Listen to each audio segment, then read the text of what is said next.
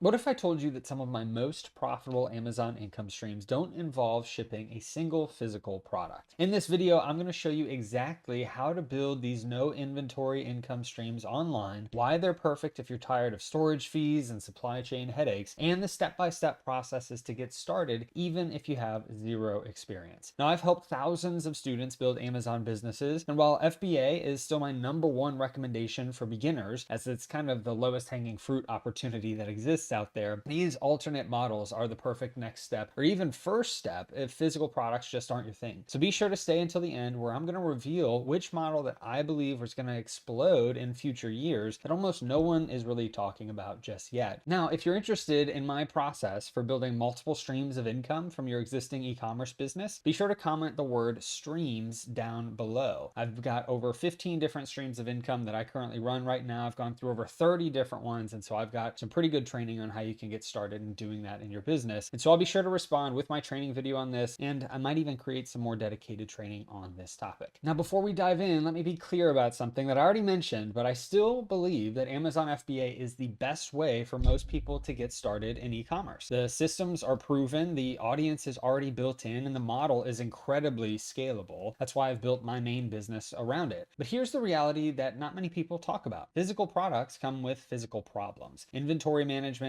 capital tied up in stock, storage fees, shipping delays, returns, the list goes on. And these challenges are exactly why diversifying your Amazon income streams makes so much sense. This is one reason that I talk about having multiple streams of income on my YouTube channel and in my private Business Building Legends community. Because when one area faces challenges, others can continue generating revenue. And so today I'm going to walk you through the 7 most profitable Amazon business models that don't require physical inventory, ranked from easiest to the most complex. I'm going to share the pros, the cons, the startup costs, and the realistic income potential for each one. But first, let's address the elephant in the room. If you're already selling physical products on Amazon, you might be thinking, why would I complicate things by adding another business model? And that's a great question, but here is why. Because first, diversification protects you from Amazon's constant policy changes. Second, digital products have virtually unlimited profit margins. Third, most of these models require minimal startup capital for you to get going. Fourth, they can be automated much more easily than physical products. And fifth, they can complement your existing FBA business perfectly. Now, let's get into the models. Now, the first model is Kindle Direct Publishing, and it's perhaps the simplest model out of all of these. It's also called KDP. Now, this is Amazon's platform for self-publishing books, both digital and physical. Now, I know that you might be thinking that, hey, you're not a writer, so how are you supposed to publish books? And that's exactly what I thought too. But the secret that most people don't know or don't really utilize, even if they do know it, is that you don't need to write the next great American novel to make money with KDP. It's not about being able to write the best book. It's actually about being able to sell a book over and over again and creating books that meet the demand that's out there. In fact, some of the most profitable KDP publishers focus on what's called low content books. These are journals, planners, coloring books, and other products that contain minimal text or even sometimes no text. So let me show you a real example here. Now, this is a simple Christian gratitude journal. It sells for $6.99 on Amazon right now. It can be designed probably in just a couple hours using free tools like Canva or other design tools. And after printing costs, each sale can generate